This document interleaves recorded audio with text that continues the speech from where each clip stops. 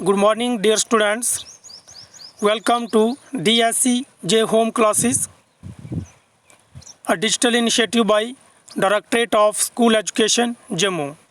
Dear students, जैसा कि आप जानते हैं, हमने एक नया लेसन शुरू किया हुआ है, conservation of forests and wild life. ये क्लास 8 से लिया हुआ है और सब्जेक्ट साइंस है. तो इसमें हमने डिस्कस किया था डिफॉरेस्टेशन क्या होती है, कॉजेज ऑफ डिफॉरेस्टेशन क्या है और कंसेक्वेंसेस ऑफ डिफॉरेस्टेशन क्या है. जो आज की हमारी वीडियो है इसमें हम डिस्कस करने वाले हैं important terms related to conservation of forest and wildlife. तो कुछ इंपॉर्टेंट टर्म्स हैं जैसे कि फॉरेस्ट क्या होता है, वाइल्ड लाइफ क्या होता है, बायोडाइवर्सिटी क्या होता है, बायोस्फीयर क्या, इकोसिस्टम क्या, स्पीसीज़ क्या और एंडेमिक स्पीसीज़ क्या होती हैं. तो आज हम इन सारी चीज़ों के बारे में अपनी इस वीडियो में डिस्कस करेंगे. बारी बारी से आपने उन सबको ध्यान से सुनना है और समझना है. सबसे पहले हम देखते हैं कि फॉरेस्ट क्या होता है. तो फॉरेस्ट क्या होता है, फॉरेस्ट को हम वन भी बोलते हैं हिंदी में, जंगल. तो जंगल किसको बोलते हैं, यानी कि वो एरिया जहाँ पर बहुत ज़्यादा पेड़ पौधे पाए जाते हैं उसको हम जंगल बोलते हैं. तो फॉरेस्ट क्या है, forest is a piece of land with many trees, यानी कि ज़मीन का वो हिस्सा, वो टुकड़ा जिस पे बहुत ज़्यादा पेड़ पौधे पाए जाते हैं उसको हम फॉरेस्ट बोलते हैं. जैसे यहाँ पर आप पिक में देख रहे हो, यहाँ पर बहुत सारे पेड़ पौधे आपको दिखाई दे रहे हैं, ट्रीज़ हैं. तो ये एक फॉरेस्ट का, इसको आप एरिया बोल सकते हो कि ये फॉरेस्ट एरिया है. तो फॉरेस्ट में बहुत सारे एनिमल्स रहते हैं, बहुत सारे एनिमल्स का घर होता है फॉरेस्ट में. अगर फॉरेस्ट नहीं होगा तो वो एनिमल्स जो है उनका जो घर है वो डैमेज हो जाएगा, तबाह हो जाएगा, उनको रहने के लिए जगह नहीं मिलेगी. तो इसलिए वो जो स्पीसीज़ होंगी एनिमल्स की वो फिर धीरे धीरे ख़त्म हो जाती हैं, एक्सटिंक्ट हो जाती हैं. तो इसलिए फॉरेस्ट को हमने बचा के रखना है, जंगलों को बचा के रखना है, पेड़ पौधों को काटना नहीं है. तो फॉरेस्ट क्या, it is a piece of land with many trees, यानी कि ज़मीन का एक वो हिस्सा होता है जिसपे बहुत ज़्यादा पेड़ पौधे पाए जाते हैं. Many animals need forests to live and survive, बहुत सारे जानवर हैं उनको फॉरेस्ट चाहिए ज़िंदा रहने के लिए और रहने के लिए. फॉरेस्ट्स आर वेरी इंपॉर्टेंट, जो फॉरेस्ट है ये हमारे लिए बहुत इंपॉर्टेंट होते हैं. And grow in many places around the world, और जो फॉरेस्ट हैं ये दुनिया के बहुत सारी जगहों पे पाए जाते हैं. तो फॉरेस्ट हमारे लिए बहुत इंपॉर्टेंट है.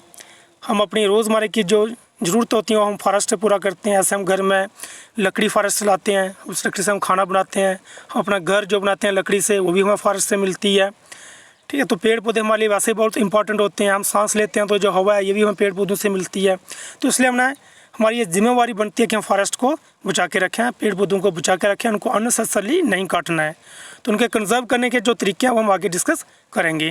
तो forest is a piece of land with many trees. तो फॉरेस्ट क्या है, इनके फॉरेस्ट हम जंगल को बोलते हैं. जंगल क्या होता है, जहाँ पर बहुत ज़्यादा पेड़ पौधे पाए जाते हैं उसको हम जंगल बोलते हैं. तो नेक्स्ट है वाइल्ड लाइफ क्या होती है. तो वाइल्ड लाइफ किसको बोलते हैं, देखते हैं. जैसे हमारे घर में भी कुछ जानवर पाए जाते हैं, आप सब बच्चों के घरों में, जैसे गाय है, बैल है, डॉग है, कैट, ये कुछ एनिमल्स होते हैं जो हमारे घर में हम इनको डोमेस्टिकेट करते हैं, इनको हम पालते हैं, ये पालतू होते हैं. इसके अलावा कुछ और जानवर होते हैं जो जिनको हम घर में नहीं रखते हैं, वो जंगल में रहते हैं.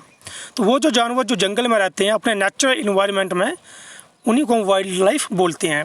तो वाइल्ड लाइफ क्या है, it refers to undomesticated species of animals which live in their natural environment, यानी कि वो एनिमल्स जो अनडोमेस्टिकेटेड हैं, यानी कि जिनको हम अपने घरों में नहीं पालते हैं, जिनको हम घरों में नहीं रखते हैं, वो एनिमल्स, और वो अपने नेचुरल इन्वायरमेंट में रहते हैं, यानी वो जंगल में रहते हैं, उनको हम वाइल्ड लाइफ बोलते हैं.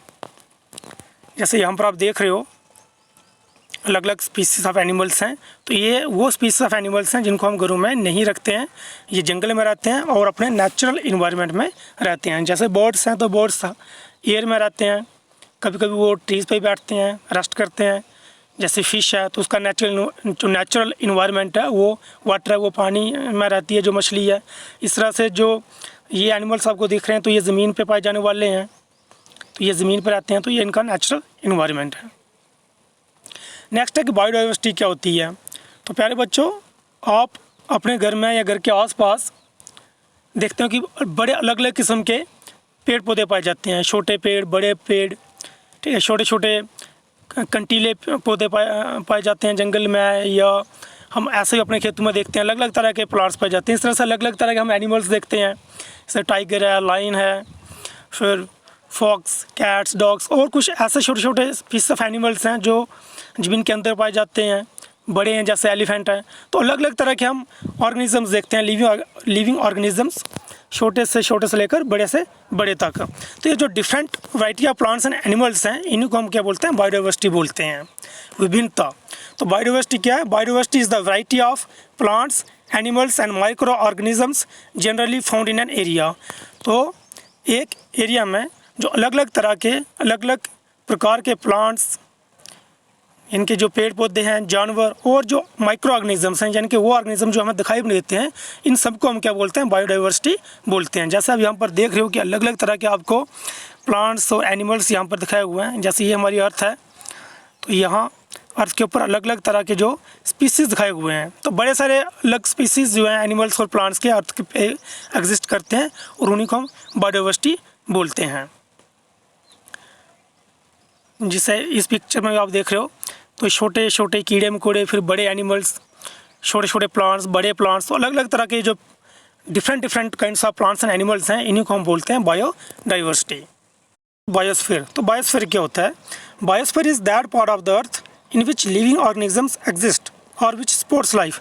तो बायोस्फीयर अर्थ का वो पार्ट है जिस पे लिविंग ऑर्गेनिज्म पाए जाते हैं, जिस पे कोई जिंदा जो ऑर्गेनिज्म है, जो लिविंग ऑर्गेनिज्म वो एग्जिस्ट करते हैं, जब वो पार्ट जो लाइफ को सपोर्ट करता है उसको हम बोलते हैं बायोस्फीयर।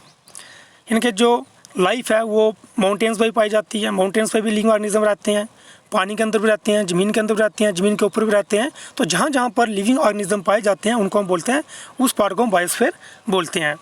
तो बायोस्फीयर के अलग अलग कंपोनेंट्स हैं। जैसे जो एयर है इसको हम एटमॉस्फेयर बोलते हैं, जो पानी वाला पार्ट है इसको हम हाइड्रोस्फीयर बोलते हैं, और जो ज़मीन है, जो सॉइल वाला पार्ट है, अर्थ है, इसको हम लिथोस्फीयर बोलते हैं। तो ये एटमॉस्फेयर है, तो एटमॉस्फेयर में भी लिविंग ऑर्गेनिज्म पाए जाते हैं, अर्थ के ऊपर भी लिविंग ऑर्गेनिज्म पाए जाते हैं, पानी के अंदर भी लिविंग ऑर्गेनिज्म पाए जाते हैं। तो जो पार्ट, इनके जिस पार्ट पे लिविंग ऑर्गेनिज्म पाए जाते हैं उसको बायोस्फीयर बोलते हैं। तो बायोस्फीयर के अलग अलग कंपोनेंट हैं, यानी कि हर वो पार्ट ऑफ द अर्थ जिसके ऊपर कोई लिविंग ऑर्गेनिज्म रहता है, जो लाइफ को सपोर्ट करता है, उसको हम बायोस्फीयर बोलते हैं। नेक्स्ट है बायोटिक एंड एबायोटिक फैक्टर्स। तो बायोटिक वो फैक्टर होते हैं जो लिविंग हैं। Abiotic factor is any living part of an environment. तो इन्वायरमेंट का जो लिविंग पार्ट है उसको हम बोलते हैं बायोटिक फैक्टर। इनकी जो लिविंग थिंग्स अर्थ के ऊपर पाई जाती हैं उनको हम बायोटिक बोलते हैं। जैसे यहाँ पर देख लो डक्स है, फिश है, प्लांट्स हैं, बैक्टीरिया, इवन कि हम ह्यूमन बींग्स, तो हम बायोटिक फैक्टर इन्वायरमेंट के, बिकॉज वी आर लिविंग। तो नॉन लिविंग कौन से होंगे? नॉन लिविंग फैक्टर्स जो एबायोटिक फैक्टर उनको नॉन लिविंग बोलते हैं। तो एबायोटिक फैक्टर कौन से हुए? एबायोटिक फैक्टर कौन से होते हैं? Non living part of environment, जो नॉन लिविंग है, जो जिंदा नहीं है, जिसमें सनलाइट है, टेम्परेचर, सॉइल कंपोजिशन, वाटर, क्योंकि जो वाटर है ये नॉन लिविंग है, सॉइल नॉन लिविंग है, सनलाइट नॉन लिविंग है। तो जो नॉन लिविंग है इनको हम बोलते हैं एबायोटिक फैक्टर, एबायोटिक फैक्टर, और जो लिविंग है इनको हम बोलते हैं बायोटिक फैक्टर। तो बायोटिक और एबायोटिक फैक्टर के बीच में एक रिलेशनशिप होता है और उसी रिलेशनशिप से इकोसिस्टम बनता है, यानी कि उसी रिलेशनशिप को हम इकोसिस्टम बोलते हैं एक तरह से। तो नेक्स्ट यही है कि व्हाट इज़ एन इकोसिस्टम। तो इकोसिस्टम कैसे बनता है? Ecosystem is made up of biotic as well as abiotic factors. तो इकोसिस्टम बायोटिक और एबायोटिक फैक्टर को मिलाकर बनता है। यानी कि इकोसिस्टम वो पार्ट है जहाँ पर देखा जाए तो लिविंग थिंग्स पाए जाते हैं। The interactions of living organisms with their physical environment builds up the ecosystem. यानी कि जो लिविंग ऑर्गेनिज्म का जो इंट्रैक्शन है with the non living component, उसको हम बोलते हैं ecosystem, and is designated as biosphere और इकोस्फीयर। तो इसको हम बायोस्फीयर भी बोलते हैं। यानी कि जैसे ह्यूमन बींग्स हम लिविंग कंपोनेंट हैं, वाटर नॉन लिविंग है, तो ह्यूमन बींग्स विदाउट वाटर नहीं रह सकता है। हम दोनों के बीच में एक रिलेशन है। इस तरह जो वाटर है उसको हमने कंजर्व करके साफ़ सुथरा रखना है। इस तरह से एयर जो नॉन लिविंग है, हम लोग लिविंग है, और एयर और हमारे बीच में भी एक इंट्रैक्शन है, एक रिलेशन है। Without air we can not live. तो इस तरह से जो हमारा एक रिलेशनशिप बनता है between the living and non living component of environment, इसको हम बोलते हैं इकोसिस्टम। तो इकोसिस्टम एक पॉन्ड भी है कि इकोसिस्टम हो सकता है, यानी कि एक पत्थर है, उसको आप पत्थर के नीचे अगर कोई लिविंग थिंग पाया जाता है तो वो भी एक इकोसिस्टम है। एक फॉरेस्ट भी इकोसिस्टम है, एन एस्चुअरी, एक ग्रॉस लैंड। तो ये सारे इकोसिस्टम की एग्जाम्पल्स हैं। नेक्स्ट है कि स्पीसीज़ क्या होती है? तो स्पीसीज़ क्या है? Species is a group of organisms which are capable of interbreeding, यानी कि ऑर्गेनिजम्स का एक ग्रुप, एक समूह जो इंटरब्रीडिंग कर सकते हैं, उनको बोलते हैं स्पीसीज़।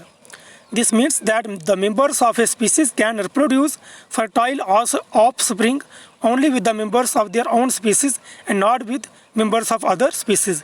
यानी कि एक स्पीसीज़ के मेंबर जो हैं वो अपनी स्पीसीज़ के मेंबर्स के साथ ब्रीडिंग कर सकते हैं, बच्चों को जन्म दे सकते हैं। एक स्पीसीज़ का जो मेंबर है वो दूसरी स्पीसीज़ के मेंबर के साथ ब्रीड नहीं कर सकता है। और members of A species have common characteristics, जो एक ही स्पीसीज़ के मेंबर होंगे उनके जो करैक्टरिस्टिक्स होते हैं वो कॉमन होते हैं, यानी कि एक दूसरे से मिलते जुलते होते हैं। जैसे यहाँ पर आप देख रहे हो, ये एक अलग स्पीसीज़ है, ये एक अलग स्पीसीज़ है, ये एक अलग स्पीसीज़ है, ये एक अलग स्पीसीज़ है, ये अलग स्पीसीज़ है, ये अलग, तो ये सारी अलग अलग स्पीसीज़ हैं। जैसे ये जिराफ है, जिराफ जो है ये टाइगर के साथ ब्रीड नहीं कर सकता है, इनके टाइगर और जिराफ मिलकर बच्चे को जन्म नहीं दे सकते हैं। जो जिराफ है ये अपनी स्पीसीज़ के साथ ब्रीड कर सकता है, इस तरह जो टाइगर है वो भी अपनी ही स्पीसीज़ के साथ ब्रीड कर सकता है, ऑफस्प्रिंग प्रोड्यूस कर सकते हैं। इस तरह जो लाइन है ये भी अपनी स्पीसीज़ के साथ जो है ऑफस्प्रिंग्स प्रोड्यूस कर सकते हैं। इनके एक लाइन जो है वो एक डॉग के साथ ऑफस्प्रिंग को प्रोड्यूस नहीं कर सकता। तो स्पीसीज़ ग्रुप ऑफ मेंबर्स होते हैं, इनके एक ऑर्गेनिज्म का समूह होता है जो आपस में इंटरब्रीड कर सकते हैं और ऑफस्प्रिंग प्रोड्यूस कर सकते हैं, अपने जैसे क्लास प्रोड्यूस कर सकते हैं। नेक्स्ट है एंडेमिक स्पीसीज़ के होते हैं। एंडेमिक स्पीसीज़ इनके कुछ प्लांट्स या कुछ एनिमल्स एक पर्टिकुलर एरिया में पाए जाते हैं, वो किसी दूसरी जगह पे नहीं पाए जाते हैं, उन्हीं को बोलते हैं एंडेमिक स्पीसीज़। तो endemic species are those species of plants and animals which are found exclusively in a particular area, यानी कि वो स्पीसीज़ होती हैं प्लांट्स और एनिमल्स की जो एक पर्टिकुलर एरिया में ही पाई जाती हैं। They are not naturally found anywhere else, वो नेचुरली किसी दूसरी जगह पे नहीं पाई जाती हैं। आप उनको क्रिएट वहाँ पे कर सकते हो खुद, लेकिन वो नेचुरली किसी दूसरी जगह पे नहीं पाई जाती हैं। जैसे हंगुल एक स्पीसीज़ है जो दाचिगाम नेशनल पार्क है श्रीनगर में, वहीं पे पाया जाता है। तो हंगुल जो है वो नेचुरली किसी दूसरी जगह पे नहीं पाया जाता है, लेकिन हाँ गवर्नमेंट जो है हंगुल को किसी दूसरे नेशनल पार्क में भी रख सकती है, उसको वहाँ पर भी वो प्रिजर्व करके रख सकती है, लेकिन वो नेचुरली किसी दूसरी जगह पे नहीं पाया जाता है। तो ये एक पर्टिकुलर एरिया में ही पाए जाते हैं। वो स्पीसीज़ जो पर्टिकुलर एरिया में पाई जाती हैं नेचुरली, उनको हम बोलते हैं एंडेमिक स्पीसीज़। तो a particular type of animal और plant may be endemic to a zone, a country और स्टेट। तो जो प्लांट और एनिमल हैं ये एक जोन में भी एंडेमिक हो सकते हैं, एक स्टेट में भी या एक कंट्री में भी। ऐसा एग्जांपल्स देख रहे हो, ये यॉक है, तो yak it is endemic to Ladakh's high altitude, जो लद्दाख की ऊंची पहाड़ियाँ हैं वहाँ पर ये यॉक जो एनिमल है ये पाया जाता है। तो ये किसी दूसरी जगह पे नहीं पाया जाता है, it is endemic to Ladakh. तो ये लद्दाख की एंडेमिक स्पीसीज़ है, ये देख रहे हो आप, ये पिक्चर में यॉक है। इस तरह से नेक्स्ट ये हंगुल है, और ये दाचिगाम नेशनल पार्क है श्रीनगर में, वहीं पे पाया जाता है। ये वहीं का एंडेमिक स्पीसीज़ है, किसी दूसरी जगह पर वर्ल्ड में ये नहीं पाया जाता है। इस तरह से ये एक वाइल्ड मैंगो ट्री है जो पंचमढ़ी बायोस्फीयर रिजर्व में ही पाया जाता है, ये किसी दूसरी जगह पे नहीं पाया जाता है। तो it is endemic to that place. तो ये कुछ एग्जांपल्स थी एंडेमिक स्पीसीज़ की। मुझे भी था कि आपको समझ आया होगा कि एंडेमिक स्पीसीज़ कौन सी होती हैं। तो that was all about today's topic. Thanks a lot. नमस्कार।